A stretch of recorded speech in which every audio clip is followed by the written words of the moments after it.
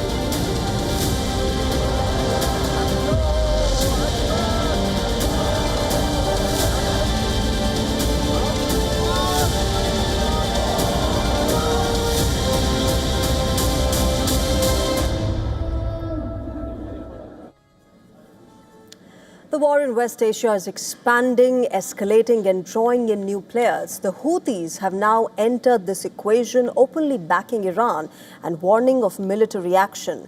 Yemen's Houthi leader Abdul Malik al-Houthi has issued a direct warning. He says that his forces are ready to respond militarily as this war intensifies. And he declared full support for Iran, Lebanon and Palestine, making it clear that all options militarily are now on the table, further urging Yemenis to remain prepared and on an alert. Now, this is a significant escalation, remember, because the Houthis control the strategic waterways and have already demonstrated their ability to disrupt global shipping in the past. Their entry could open a new front in this war, potentially dragging the Red Sea into the battlefield. Even as the world reels from the closure of the Strait of Hormuz, potentially signaling they're even ready to hit Saudi Arabia, the U.S. in the battle for Red Sea. That's the big question. Is it going to happen? Now remember, Hezbollah in Lebanon is already active. So are militias in Iraq. The bigger question now is if these groups, along with the Houthis, coordinate their attacks like Hezbollah and Iran have been, could this war spread even further?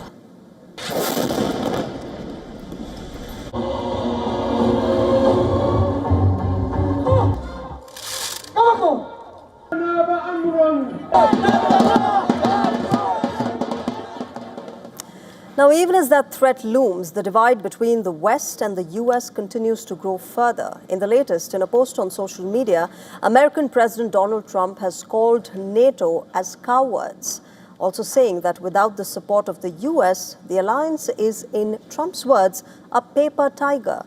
Donald Trump also said that the fight is militarily won by U.S. and Israel. Now, amid this backdrop, Iran is doubling down. Iran's new leader, Mojtaba Khamenei, has issued a sharp warning, saying that enemies of Iran will have their security stripped away, while Iran's military spokesperson said that Israeli and American officials and military personnel will not be safe, whether they are in resorts or tourist centers around the world.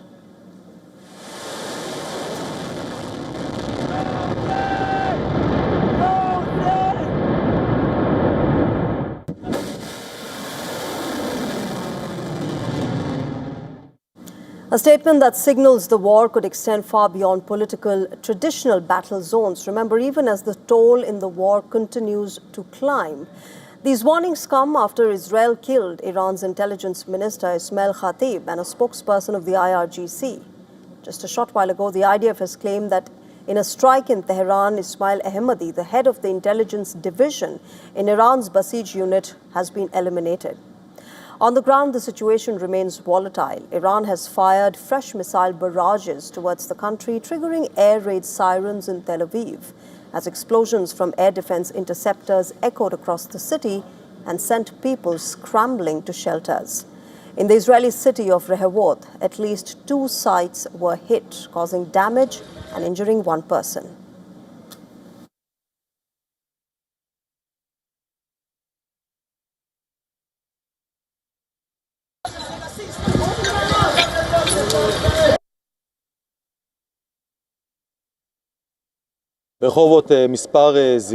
Several sites of interceptor shrapnels and missile remnants are in Rehovot. We are here in the central site. We are happy. We are very happy that it ended up this way, with no lives lost. I do want to underline and say that there was this person here who stayed while he heard the alert.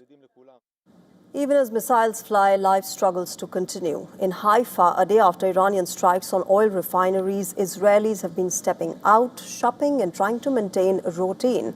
But fear remains constant. It's been really difficult in the last few days here. We had a lot of missiles. We had bombings here yesterday. A missile fell not far away from here. And it's not easy, and you don't see the end very soon. We don't know when the end is.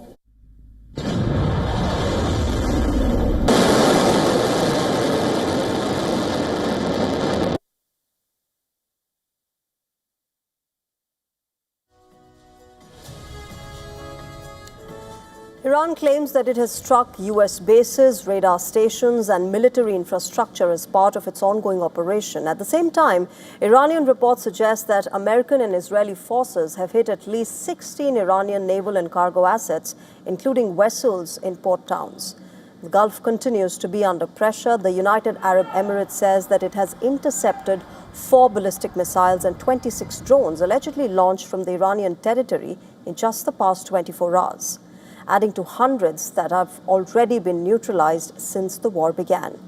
Iran has made it clear it is far from weakened. If anything, it is the opposite. A spokesperson of the IRGC said that missile production continues at full capacity amid the war, dismissing any concerns about the stockpiled or capabilities.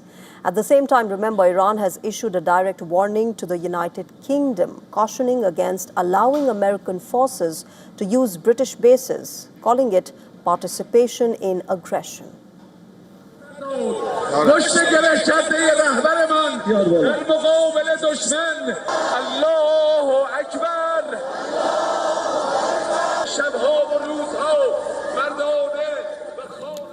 Back in Tehran, funeral processions for the top officials killed in the strikes continue to draw crowds in large numbers. These are the visuals from the funeral procession for Iranian intelligence chief Ismail Khatib.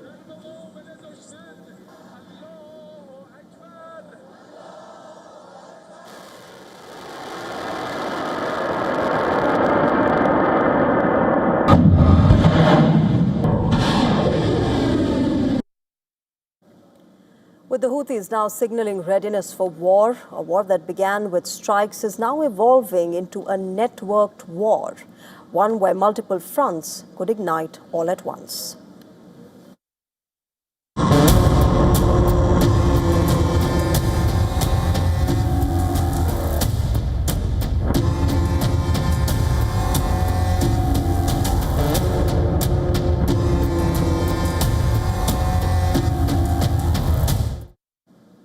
We begin our next story with a question.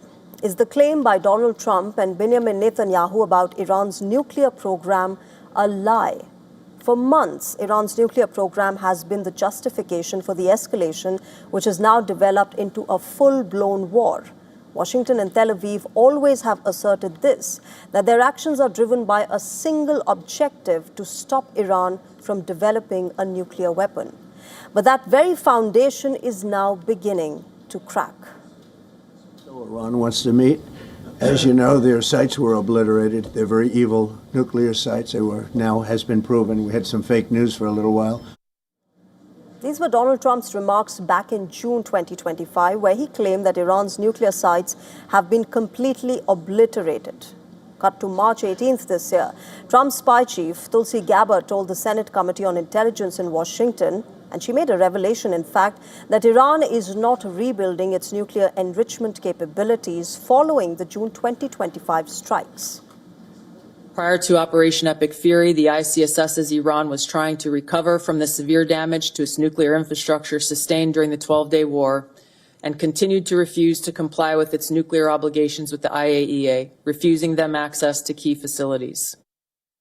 Gabbard's revelations directly undercut the core objective of the war in West Asia that Trump and Netanyahu have used repeatedly to justify military action in the region. This is not an isolated voice. Her statement, remember, comes close on the heels of former counter-terrorism official Joe Kent, who resigned a few days back after raising similar concerns.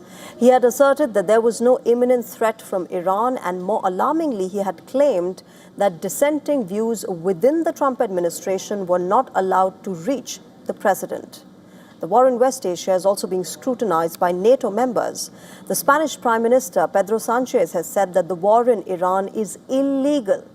Sanchez has firmly opposed the escalation from day one of this war, refusing to allow the U.S. military forces to use the air bases in Spain. We're against this war. We're against this war because it's illegal.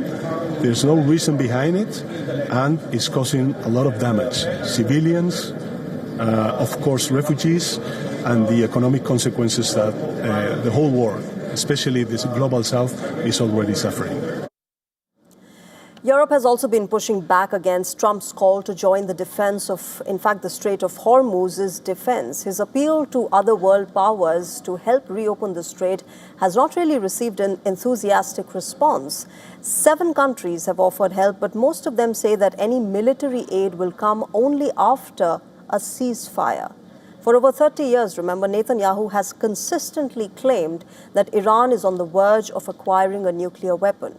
Today, he's declared that Iran has no ability to enrich uranium and no capability to produce ballistic missiles. We are acting now, not only to destroy the ballistic missiles and the remaining nuclear programs, very little remains, but also to destroy the industries that enable the production of these programs. And already now, after 20 days, I can tell you, Iran today has no ability to enrich uranium, and it has no ability to produce ballistic missiles. We are continuing to dismantle these capabilities. We will crush them completely, down to dust.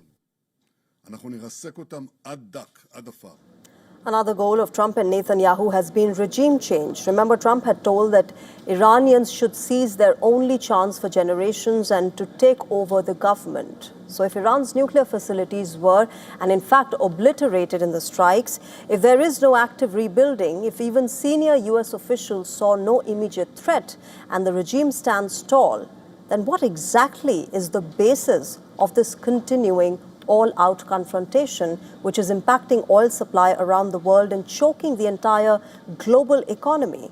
Is this a war rooted in security or in perception?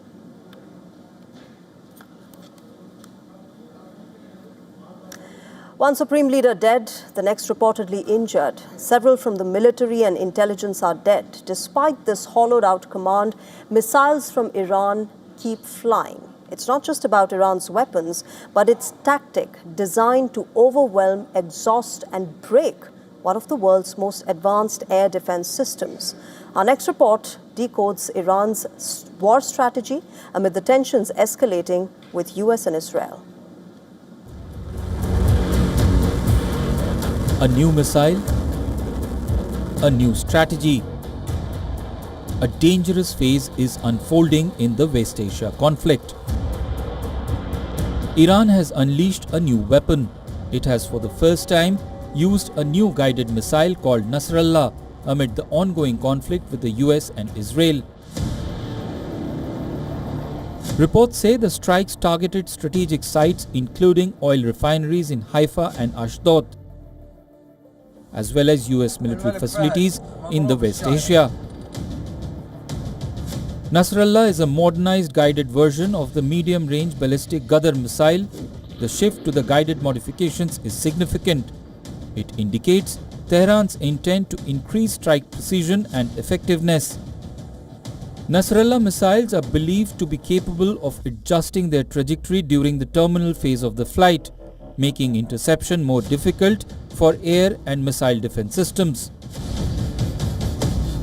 But the game changers in this warfare are the cluster missiles. They don't strike once.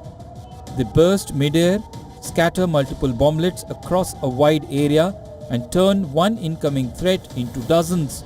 For Israeli defense systems, that's a real nightmare. Since the start of the war 20 days ago, we are winning and Iran is being decimated. Iran's missile and drone arsenal is being massively degraded. and will be destroyed. The volume of Iranian missile salvo has gone down after continuous bombardment by American and Israeli forces. But Iran is now using heavier and more powerful weapons. It is also now firing these missiles in quick succession. On March 19th, Iran launched 5 missile salvos at Jerusalem, northern Israel, within an hour. Iran is sending a clear message. Its missile production lines are still active, expanding, and far from exhausted. As Tehran tests limits, Israel recalibrates its defenses. The skies over the region are becoming more unpredictable than ever. Bureau Report, WION World is One.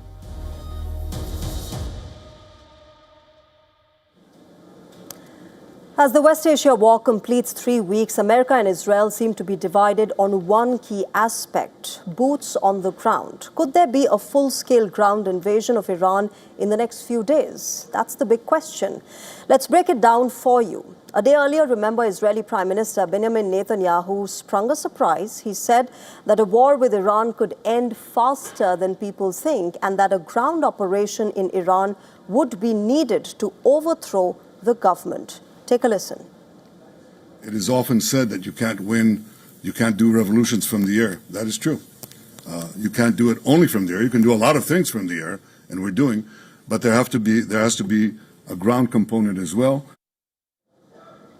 Now remember, in the ongoing West Asia war, fighting has been unfolding across multiple fronts. Let's first talk about these 3 multiple fronts. To begin with, most of the actions have been seen in the skies, with US and Israeli fighter jets carrying out continuous strikes on key military and strategic targets. And that's why air warfare is something that dominates this war. Apart from this, remember, missiles and drones are also being launched from land. And that is where the land-based missile and drone attacks come in. These have been directed towards cities, bases, and critical infrastructure.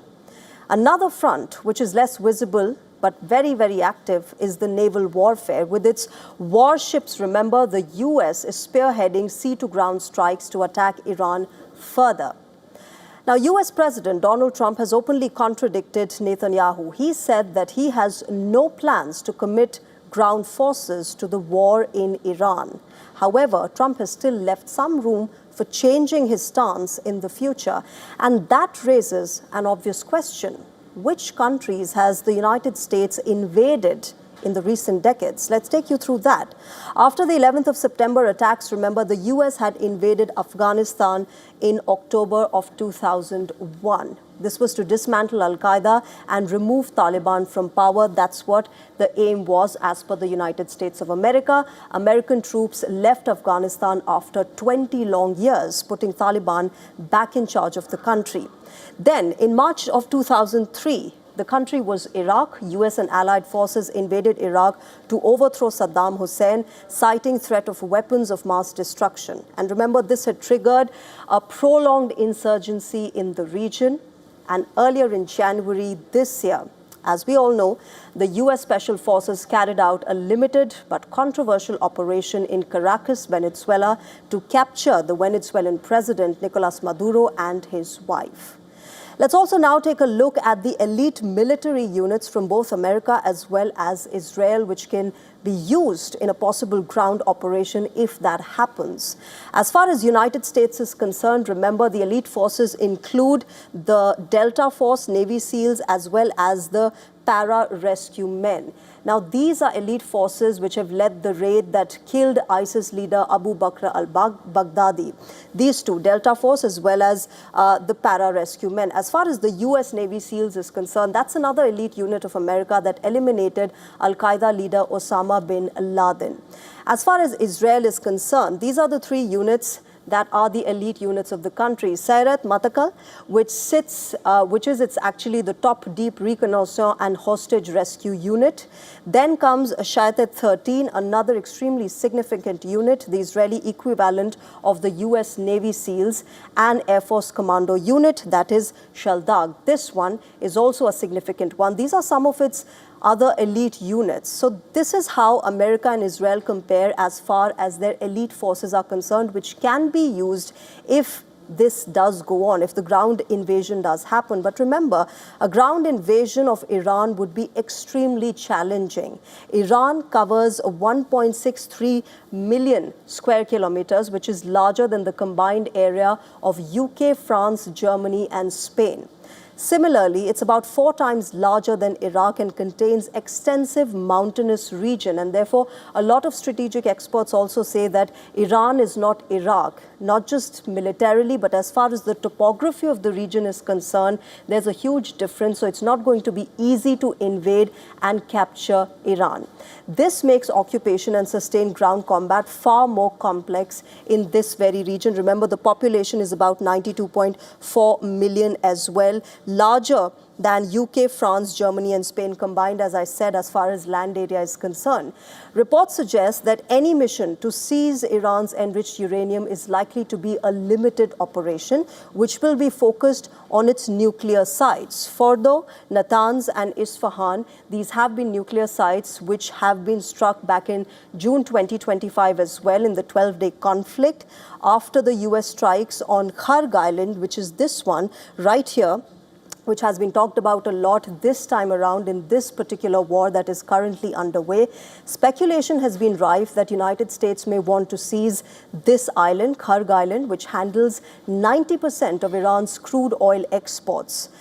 And a latest opinion poll shows that a majority of Americans are predicting a ground invasion of Iran.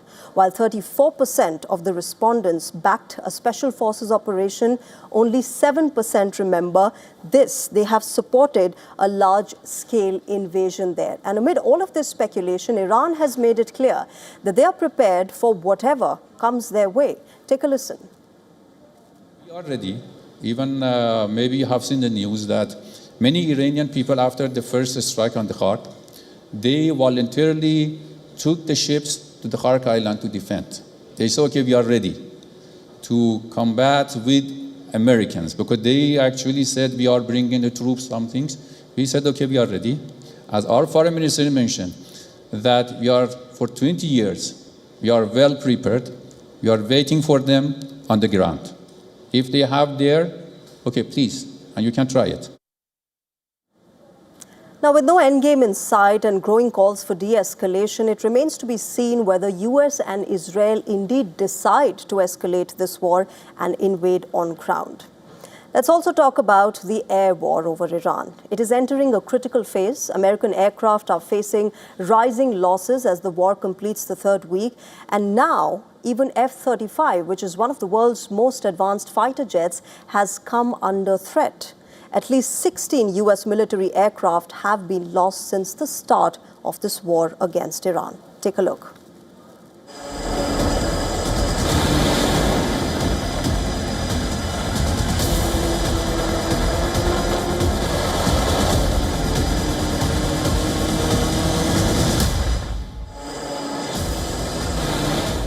For weeks, the skies have belonged to American and Israeli air power. Stealth fighters slicing through the dark. Predator drones hovering over targets. Precision strikes hitting deep inside Iranian territory. But beneath that dominance, a different story is emerging. Losses are mounting.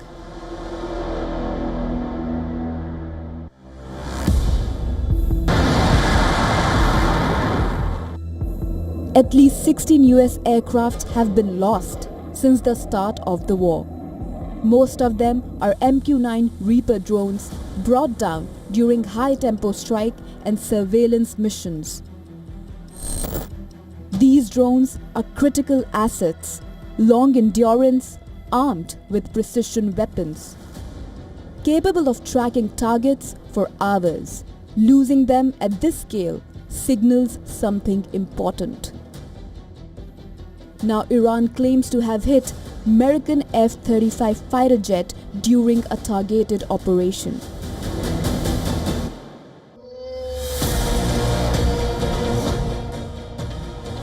Often described as nearly unkillable due to its stealth and advanced systems, the F-35 represents the cutting edge of modern air combat.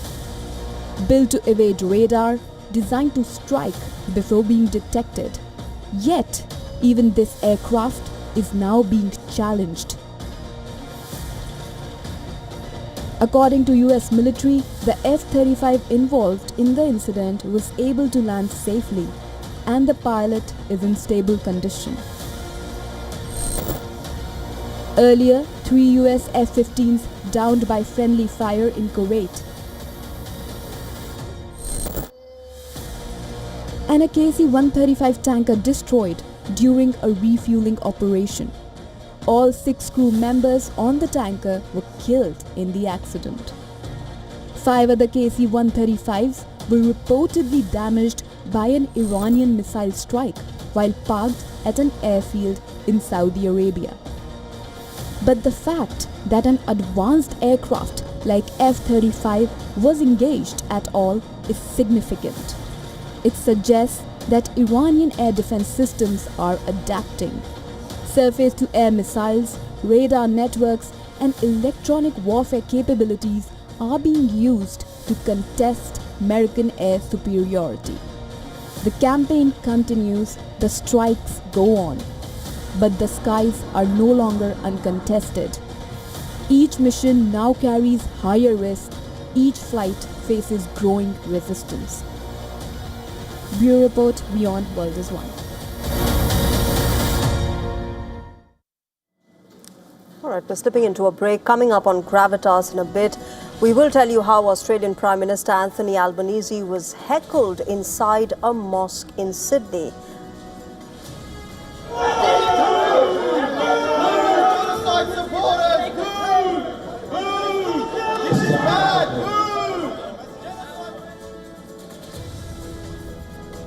We also talk about the increasing fears of the meningitis bacteria mutating strongly. Details coming up in just a bit.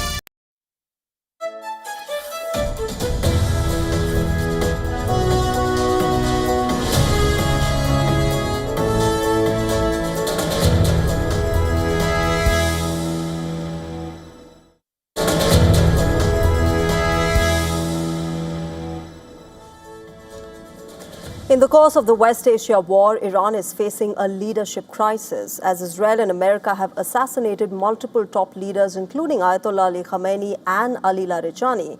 Amid this, the Iranian parliament speaker, Mohammad Bagher Ghalibaf, is increasingly perceived to be leading the war efforts. Unlike President Masoud Pezeshkian and Larijani, Ghalibaf hasn't been seen in public since the beginning of this war. However, he has adopted an aggressive posture on social media. For instance, after the attacks on Iran's energy infrastructure started, he revealed that an eye-for-eye policy is in effect. In fact, in his latest X post, he's mocked US after Iran claimed to have struck an F-35 stealth fighter jet.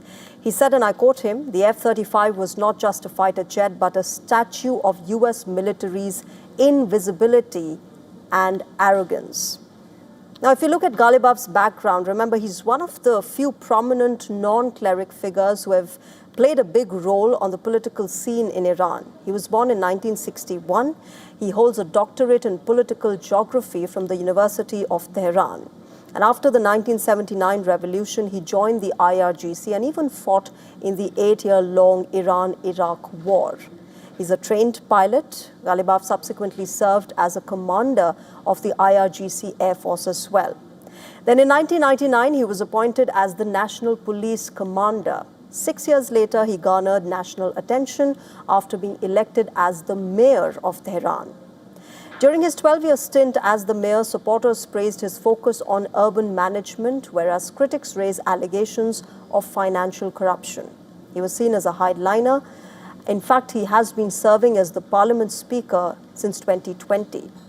Ghalibaf has also harbored presidential ambitions for a long time. He's first contested the presidential election back in 2005 when he stood fourth in the first round. Then in 2013, he again ran for this post and emerged as the runner-up to Hassan Rouhani, securing 16% of the popular vote.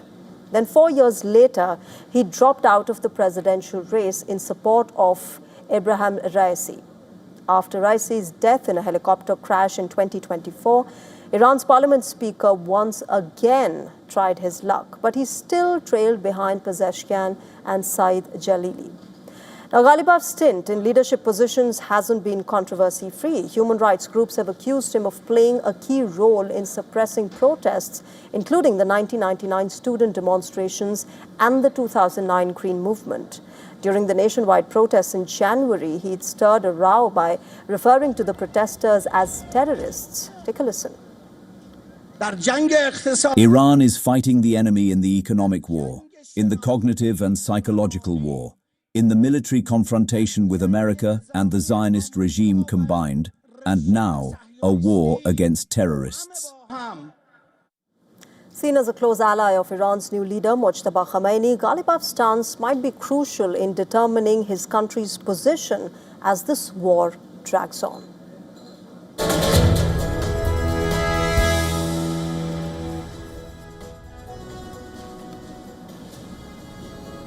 As the war in West Asia escalates, one of the names reportedly resurfacing in Washington's most sensitive corridors is about an American defector, a trained insider, a woman who may now be working against the very system that she once served.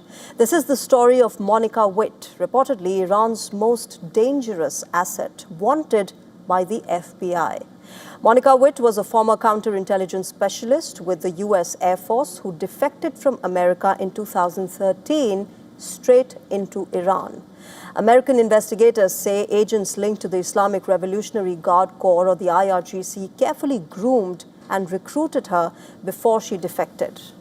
Monica was no ordinary officer. She reportedly had deep access to classified intelligence, including the identities of U.S. assets in Iran and methods used to intercept foreign communications.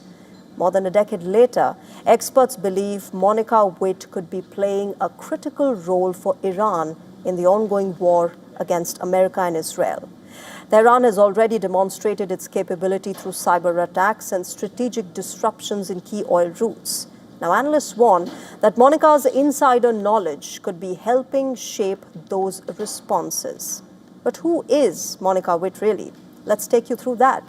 Born in Texas in 1979, Monica Witt joined the U.S. Air Force at 18, and she trained as a cryptologic language analyst. She mastered Farsi language, served in Saudi Arabia and Iraq, and earned multiple commendations. But after leaving the military, her trajectory reportedly shifted. She initially studied at the University of Maryland and later enrolled in a Middle East Studies program at the George Washington University. Classmates reportedly described her as disillusioned, isolated, and increasingly drawn toward Iran's worldview. A 2012 visit to Tehran reportedly proved to be the turning point. There, she connected with operatives and reportedly began plotting her defection. And within a year, she secured a visa and fled. U.S. prosecutors in 2019 charged her with espionage. American officials say that Iran provided her with housing, equipment, and protection in exchange for sensitive intelligence. Today, Monica Witt remains a fugitive on the FBI's wanted list. Her exact role inside Iran remains unclear. Washington still does not know the full extent of the damage that she has caused or the threat that she may still pose to Washington.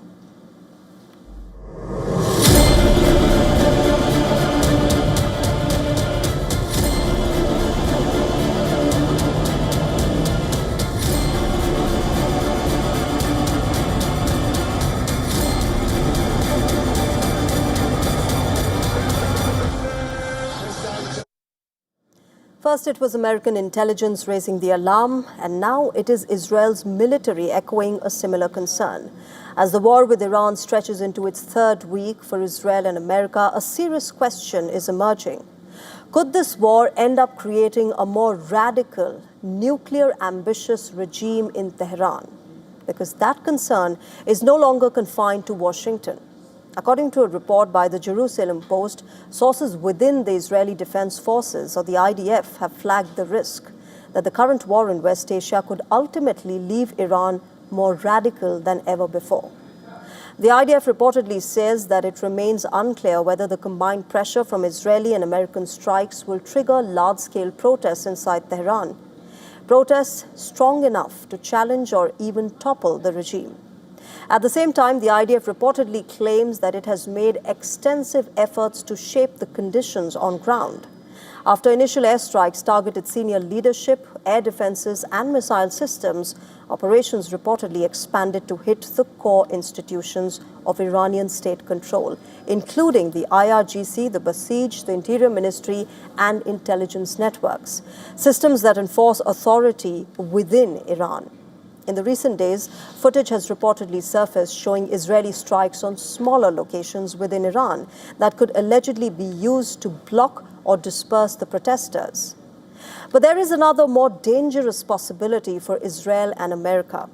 Israeli assessments reportedly suggest that Iran could emerge weakened in several domains, including parts of its nuclear infrastructure, yet still retain the capability to deploy a limited nuclear weapon.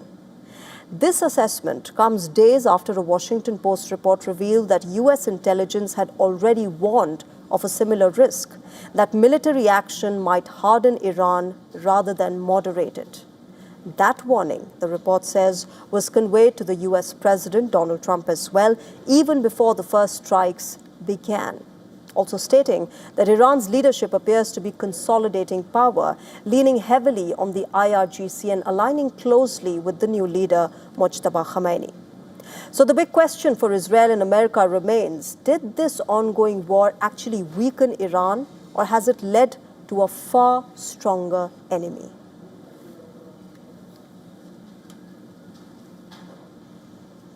Moving on, Qatar is dealing with deadly blows and the war in Iran has rapidly spread across the region. Qatar's major gas facility is suffering from damage caused by successive missile attacks. The development is raising fears in the global oil and gas market, and some fear that the repercussions might be too much to bear. Ras Laffan Industrial City is Qatar's key site for producing liquefied natural gas, or LNG. It is the spinal cord of the world's gas supply, contributing to about a fifth of the world's supply of LNG. It's located 80 kilometers northeast of Qatar's capital, Doha, and close to the world's largest gas field that the country shares with Iran.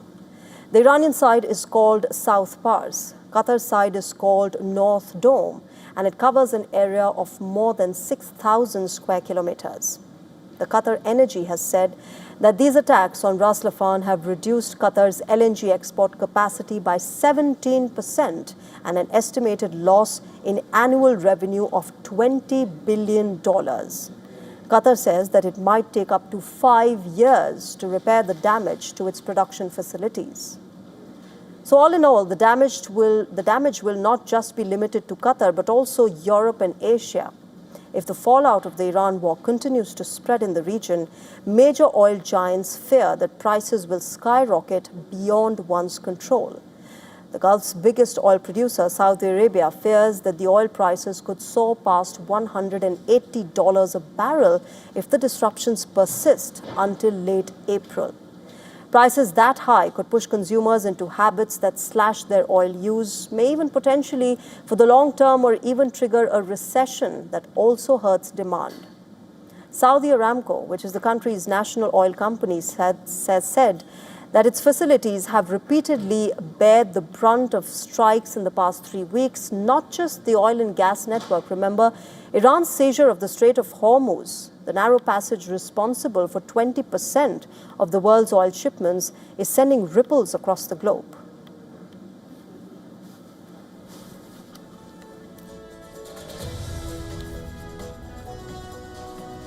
As the war in West Asia continues, a key question often crops up.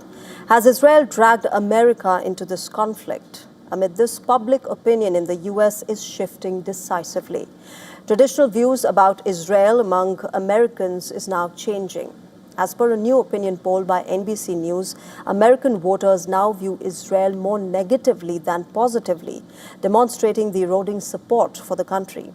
This assumes significance as this poll surveyed 1,000 registered US voters between 27th of February and the 3rd of March, when the war had gotten underway. Now, if we look at this survey closely, 39% of people expressed negative views about Israel as compared to 24% in a 2023 poll, while 47% of respondents viewed Israel positively back in 2023, only 32% now perceive the country in a favorable light.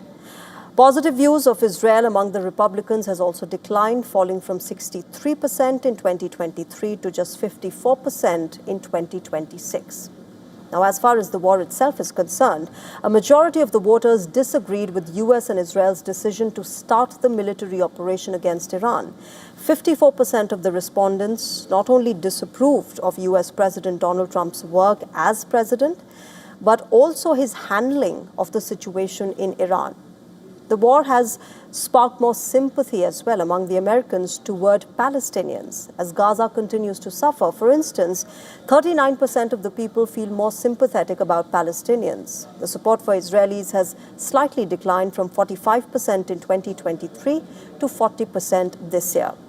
The poll findings have come at a juncture when a divide between US and Israel is coming to the fore. To begin with, remember, America distanced itself from Netanyahu's decision to bomb multiple oil depots in Iran. Smoke had engulfed Tehran for days, and residents even witnessed acid rain. The strikes on Iran's South Pass, which is the world's largest gas field, has become the latest flashpoint between America and Israel after Tehran retaliated by attacking the oil and gas facilities in Qatar, Saudi Arabia, UAE, and Kuwait. Trump has stressed that US knew nothing of the South Pass attack and declared that Israel will not strike this gas field again.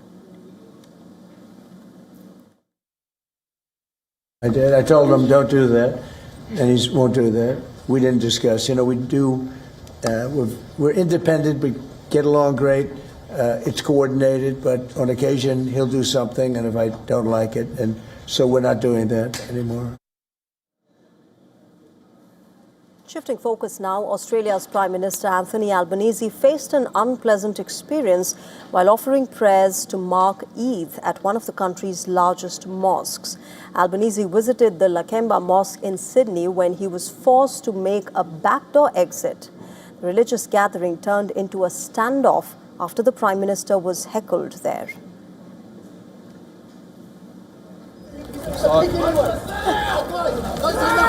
Don't say nothing to you. He's a pig in your fucking sell out.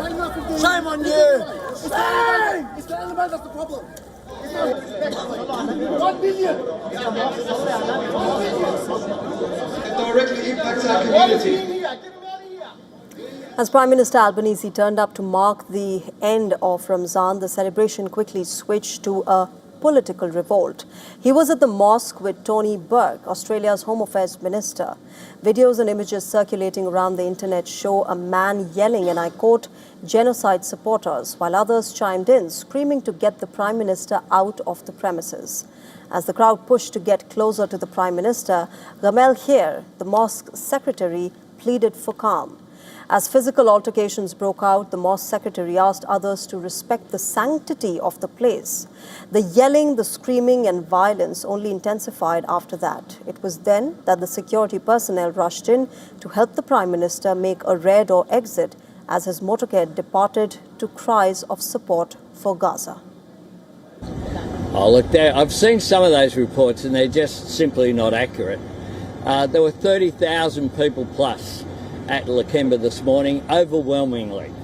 The reception was incredibly positive. I walked through the crowd to the mosque and not a single person heckled. There were a couple of hecklers inside. They were dealt with. Contrary to what's been suggested, no one was rushed out. We just sat there, it was dealt with. It was dealt with by the community themselves because overwhelmingly they did not want that to occur.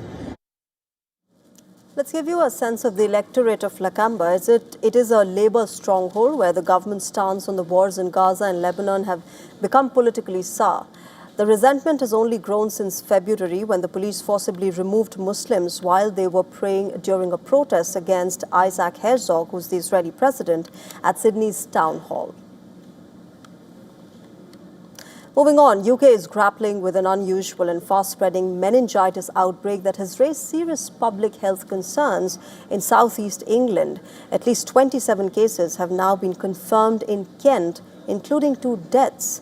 Health officials say this is one of the most significant clusters that is linked to a single location. The outbreak has been traced back to a series of super spreaders events this month. It's the tool place of, at a nightclub in Canterbury where close contact among large groups may have accelerated the transmission. Authorities, meanwhile, have launched a large-scale containment effort as well, rolling out antibiotics and a targeted MENB or vaccination drive for thousands of students across universities and schools in Kent. More than 8,500 doses of preventive antibiotics have been administered already. Campaigns underway. Today I can announce we're going further. We are now encouraging anyone who attended Club Chemistry from the 5th of March until it voluntarily closed to come forward for both antibiotics and vaccination. Furthermore, we're expanding vaccination to anyone who's previously been offered the prophylactic antibiotic. Health authorities in the country say the bacteria responsible in the Group B meningococcal L strain, this type, remember, often lives harmlessly in the throat in rare cases. It can turn invasive and attack the brain and the spinal cord. What has alarmed scientists is the possibility that this strain may have evolved to potentially becoming more transmissible. Lab tests and genetic analysis are now underway to determine whether mutations are driving the surge or whether human behavior in crowded settings is the primary cause of it. Officials, meanwhile, warn that it is still too early to say whether the outbreak is under control, and anyone who may have been exposed is being urged to seek immediate medical advice.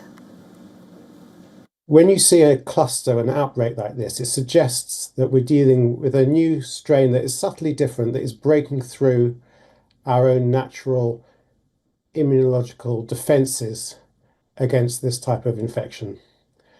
And so we have to sit up and take notice and think about how to make sure we can contain its spread.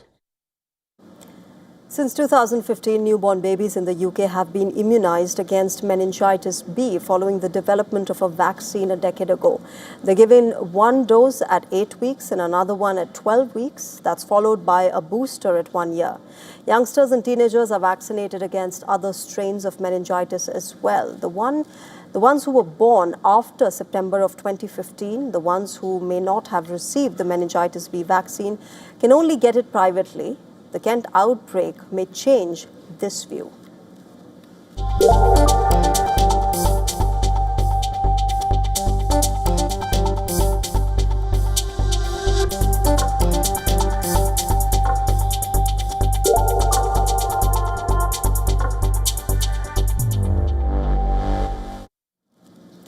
This one's for those of you who enjoy a drink or two. A new study from the United Kingdom states that wine drinkers may actually live longer than those who prefer beer or other spirits. Here's what it says.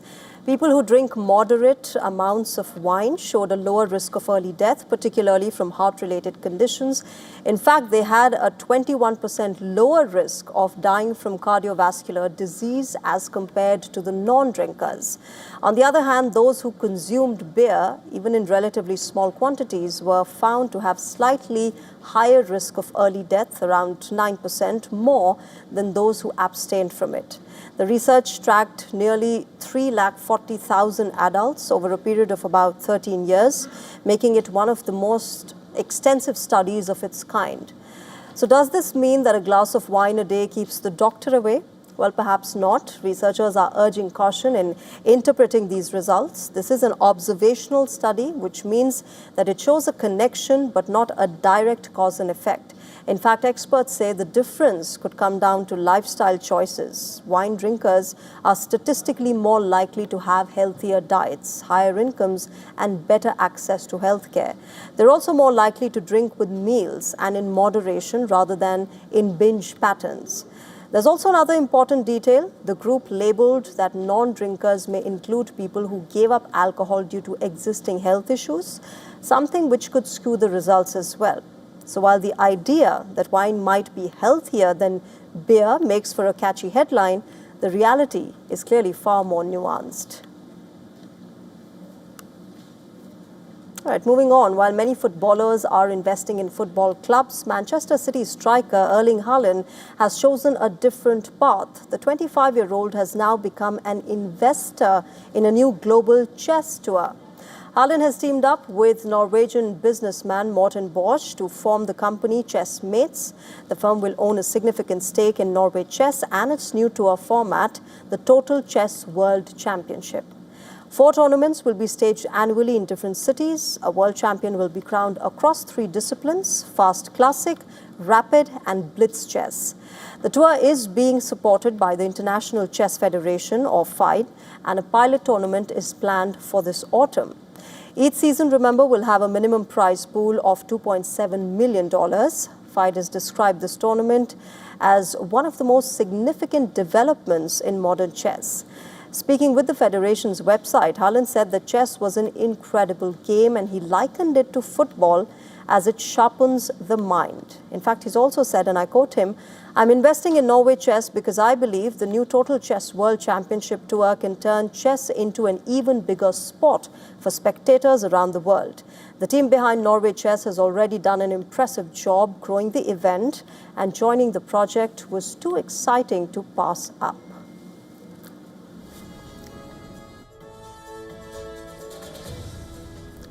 With the West Asia war raging on, Iranians have prepared to welcome Nowruz, the festival of renewal and new beginnings. From bustling markets filled with flowers and traditional symbols to walls that bear the faces of lives lost in the recent strikes. This year's Nowruz is marked by both hope and heartbreak. Take a look.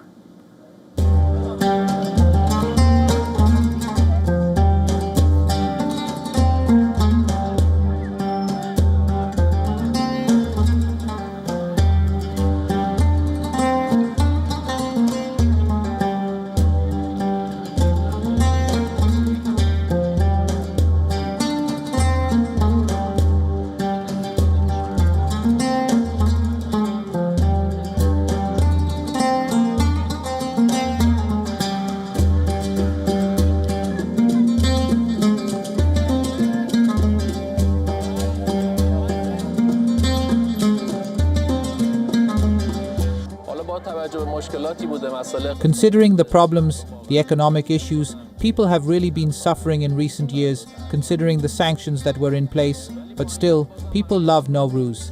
Despite the economic issues and problems they have, you still see them coming and shopping. With the war situation, you definitely see that the people are just wandering around. Like myself, I just came to wander around. We don't know what to do. We've been unemployed for over 20 days, over a month. When the economic situation is like this, there's no joy in our hearts.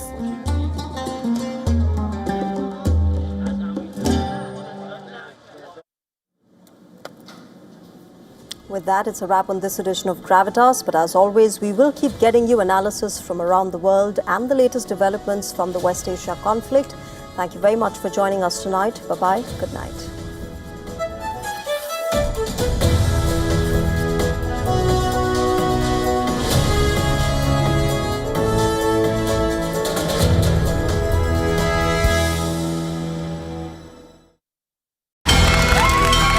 From the bustling trading floors of Wall Street to the vibrant exchanges of Asian stock markets, WION breaks it down for you to make sense of what's happening, as we reveal the key factors behind events, strategic battles, and the game-changing business decisions that shape the world. We bring you all of this and more on World Business Watch.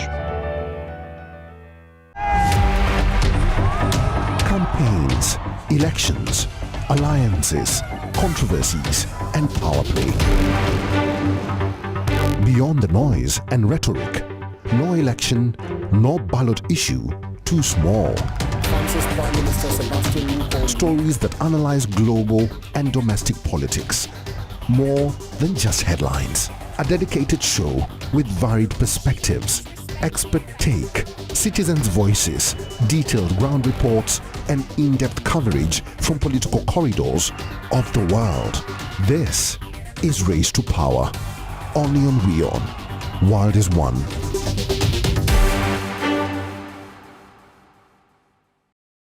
WION, India's global voice, the channel that brings you the biggest stories from across the world through India's lens. Now available in more than 190 countries worldwide, because we believe that the world is one. Watch us in Africa, Europe, USA and Canada, South America, Asia Pacific, Middle East and North African regions. Also available on these digital platforms across the world. WION, World is One. Where darkness hides behind every corner. Where the truth is stranger than fiction. A show that dives deep into the stories which shock and mystify. Unsolved murders. Psychopaths who defy explanation. International war crimes. And millions swindled in financial fraud. The victims, the accused, and the sinister plot. Crime is your front row seat to darkness.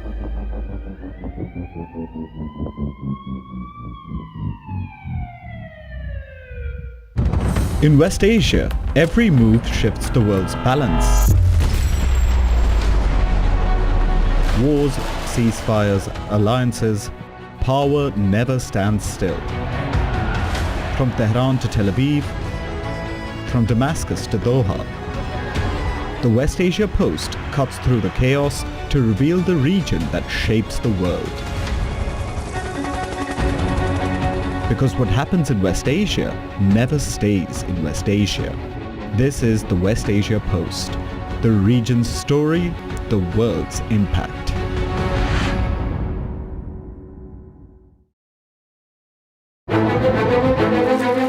In-depth coverage of global issues broken down into facts, figures, and simple words.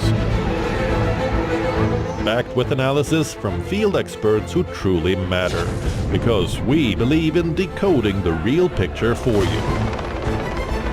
So you get a much wider and deeper understanding of stories from around the world, a 360-degree analysis. An award-winning documentary series, week after week creating the maximum impact. Watch WION Wide Angle at these times on WION, World is One.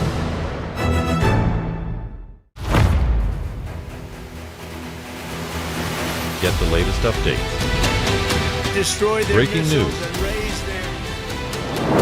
Credible, clear, continuous. Experts across aisles. Diverse voices, one platform. WION World is One.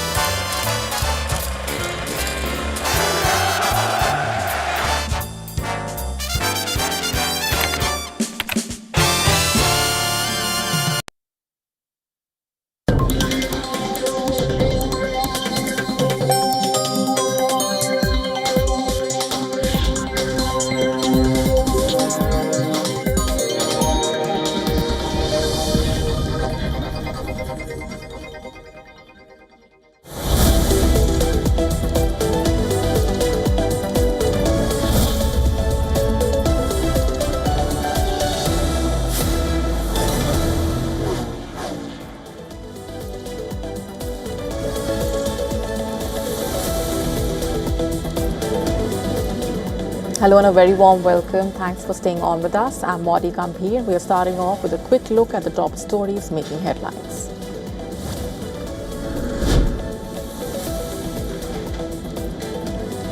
Israeli Defense Forces say fragments of Iranian missile left an impact near what Israel calls Temple Mount, one of the holiest sites in Israel's Jerusalem city.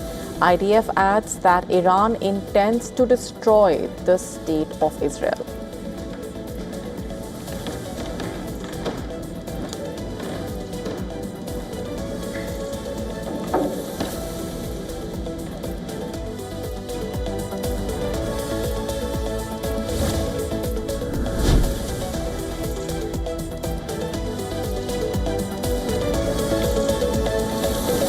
Iran's new leader says the Islamic Republic has defeated its enemy in his written message to mark the Persian